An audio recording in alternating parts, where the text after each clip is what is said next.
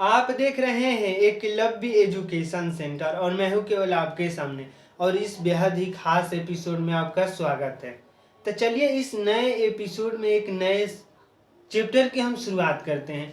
Chapter है प्रतिशत, यानी प्रतिशत चैप्टर से जुड़े तमाम प्रश्नों को हम हल करने की कोशिश करेंगे और उसी से जुड़े आपके सामने यह पहला प्रश्न है और यह प्रश्न कर रहा है कि यदि x माइनस वाई का 85% बराबर है x प्लस वाई का 25%, तो y x का कितना प्रतिशत है। हमें इस तरह से प्रश्न पूछ रहा है और इस प्रश्न को हम बेहद ही आसान तरीकों से कर सकते हैं। जैसे अगर x माइनस वाई का 85% कर रहा है तो हम x माइनस वाई और 85% का हम गुणा कर सकते हैं 85/100, क्योंकि प्रतिशत को जैसे ही हम हटाने की कोशिश करेंगे तो बाटा में 100 लिखना ही पड़ेगा।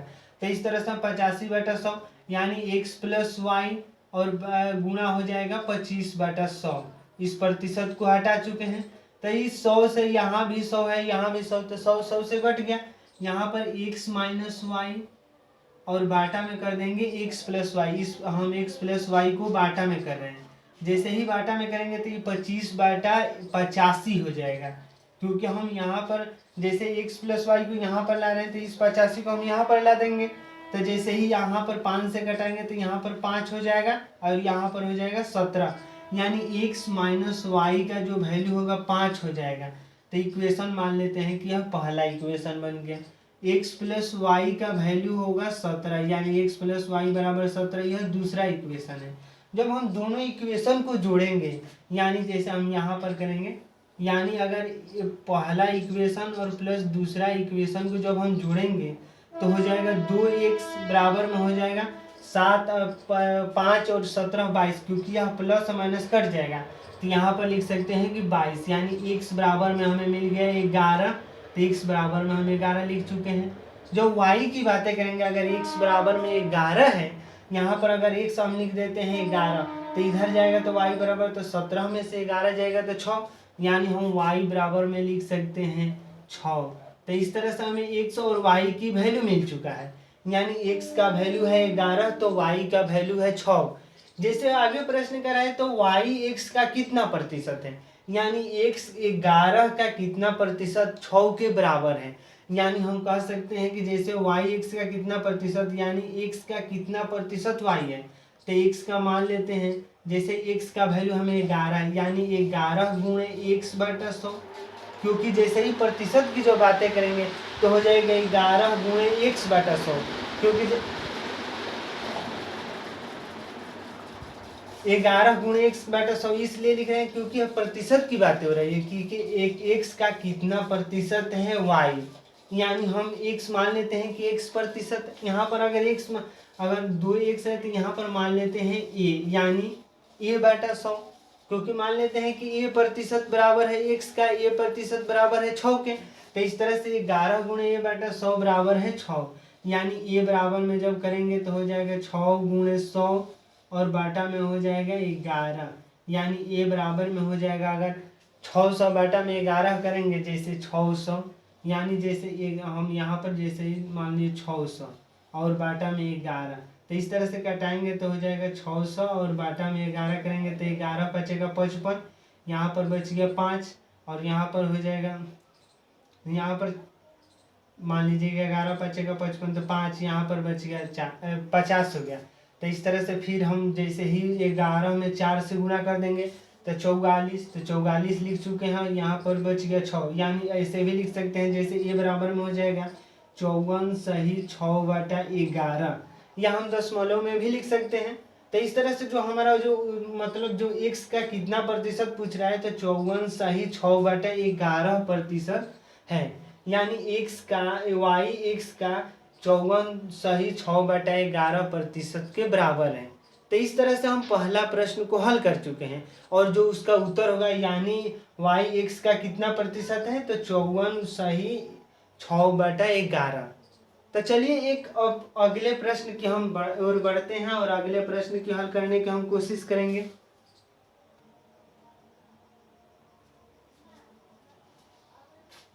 अब आपके सामने अगला प्रश्न है और यह अगला प्रश्न कह रहा है कि वन्य जीव गणना के अनुसार राजस्थान में 2021 में 550 तेंदुए थे। यानी 2021 में तेंदुओं की जो संख्या थी 550 थी।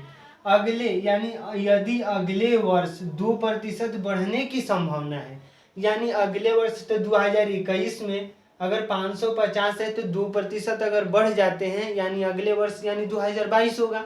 यानी अगले वर्ष 2% बढ़ने की संभावना है, तो 2022 में तेंदुओं की आबादी कितनी है? यानी 21 के बाद बढ़ता है 22, यानी अगले वर्ष का मतलब एक ही वर्ष की बातें हो रही है। तो जब 2021 में हमें तेंदुओं की संख्या मालूम है, यानी 2021 में तेंदुओं की संख्या है 550, यानी 550 है, और अगले वर्ष यानी प्लस अगर एक वर्ष कर देते हैं तो 2022 हो जाएगा। यानी 2022 में हमें तेंदुओं की संख्या मान लेते हैं 1 से। तो इस तरह से 2% बढ़ने की संभावना है, यानी 550 का 2% बढ़ जाएगा, यानी 550 का हम 2% निकालेंगे। तो जैसे ही 550 का हम 2% निकालेंगे तो हो जाएगा, यानी 550 का 2% तो 2/100, 2/100। तो इस तरह से 0 से 0 यह कट गया, यानी 2% बराबर में हो जाएगा, यानी 550 का 2%। यानी यहाँ पर जैसे हम करेंगे तो हो जाएगा 5 दूनी का 10, यानी 5 दूनी का 10 एक 11, यानी 110/10, यानी 11, यानी 2% बढ़ने की संभावना है। तो 550 का 2% बराबर है, 550 का 2% बराबर में हो गया 11। और 2022 में पूछ रहा है, यानी 2% का मतलब होता है 11, यानी 2022 में जो तेंदुओं की संख्या होगी, तो 2022 में तेंदुओं की संख्या बराबर में लिख सकते हैं कि तेंदुओं की संख्या बराबर में हो जाएगा, तेंदुओं की संख्या हो जाएगा 550 और प्लस 11, क्योंकि एक वर्ष में 11 तेंदुओं की संख्या बढ़ रहा है, क्योंकि 2% का वैल्यू है 11 के बराबर है। यानी अगर 2021 में 550 तेंदुए हैं तो 2022 में वह बढ़कर हो जाएंगे 561, यानी यहाँ पर जैसे 550 में अगर 11 को जोड़ेंगे तो 561 हो जाएगा। तो इस तरह से जो 2022 में तेंदुओं की आबादी होगी या संख्या होगी 561 हो जाएगी, क्योंकि प्रत्येक वर्ष यानी अगले वर्ष 2021 में हमें तेंदुओं की संख्या प्रश्न में दे चुका है 550, और इसका 2% बढ़ रहा है, यानी हम 550 का 2% निकालेंगे कि कितना हो रहा है, तो हमें मालूम चल गया 11 हो गया, यानी 550 का 2% बराबर है 11 के। यानी अगले वर्ष अर्थात 2022 में जो तेंदुओं की संख्या होगी 550 प्लस 11, यानी 561। तो इस तरह से हमारा उत्तर आ गया। तो चलिए अब अगले प्रश्न की ओर बढ़ते हैं और अगले प्रश्न को हम हल करने की कोशिश करेंगे।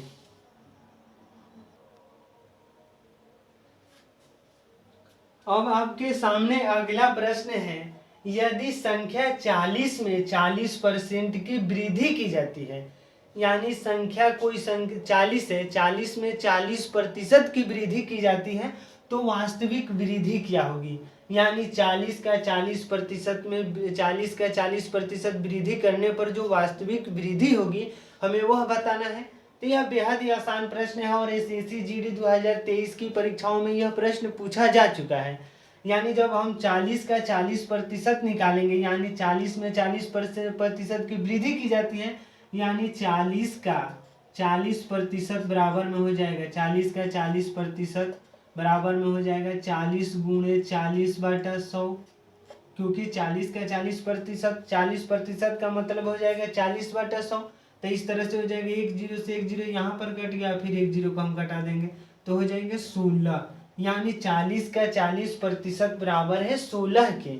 यानी यही पूछ रहा है तो वास्तविक वृद्धि क्या होगी? तो वास्तविक वृद्धि 16 ही होगी, क्योंकि 40 का 40% हो रहा है 16, यानी जो वास्तविक 40 में 40% की जब हम वृद्धि कर देंगे तो हो जाएगा 16, यानी वास्तविक वृद्धि है 16 की। यानी जब हम संख्या की बातें करेंगे कि यह कितना बढ़ जाएगा तो 56 हो जाएगा, इस तरह से होगा। लेकिन जब वास्तविक की बातें होंगी कि वास्तव में कितना संख्याओं की वृद्धि हो रही है, तो हम कह सकते हैं कि 16। तो इस तरह से हम इस प्रश्न को हल कर चुके हैं। अब आपके सामने अगला प्रश्न होगा, यानी हम अगले प्रश्न की ओर बढ़ेंगे।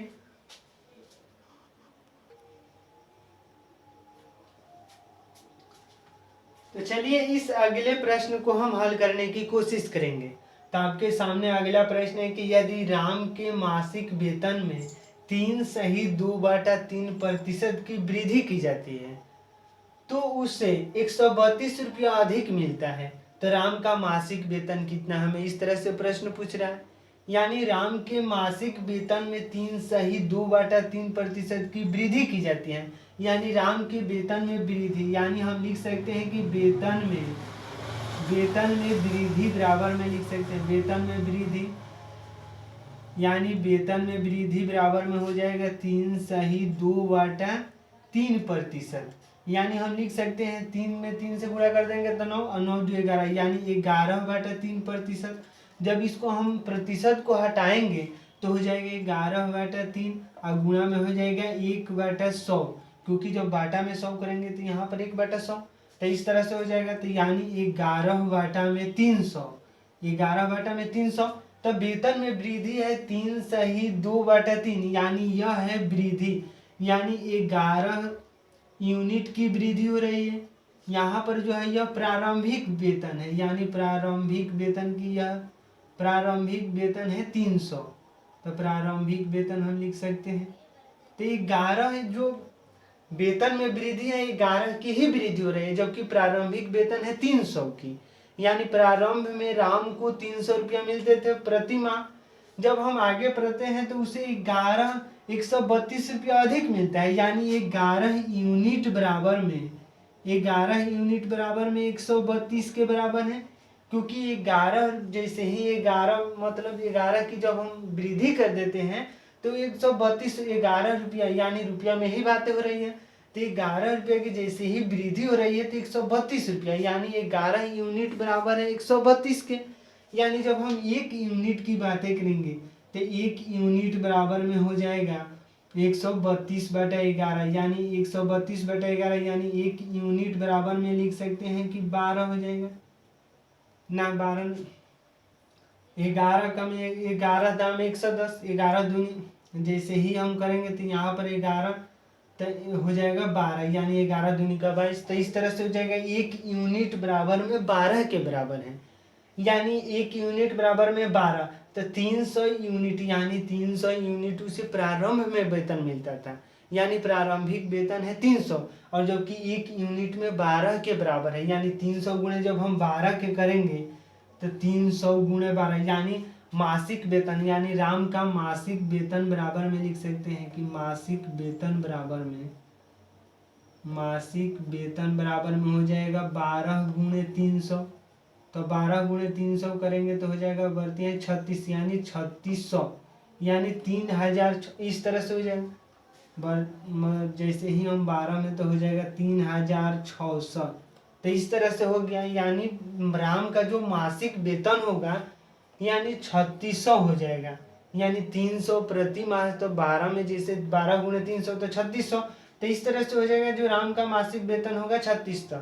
तो हम इस प्रश्न को हल कर चुके हैं और हमारा जो उत्तर होगा 3600 होगा। एक बार हम पुनः बता रहे हैं कि राम में कि जो वेतन में वृद्धि हो रही है 302/3% की, यानी जब हम वेतन में वृद्धि लिखेंगे तो 11/3%, हम 11/3 गुणे 1/100, यानी जो 11 यूनिट की वृद्धि हो रही है, और जबकि प्रारंभ में उसे 300 यूनिट मिलता था, यानी जब हम ऐसे समझेंगे रुपये के हिसाब से, यानी 11 रुपये की वृद्धि हो रही है, जबकि प्रारंभ में उसे 300 रुपया मिलता था।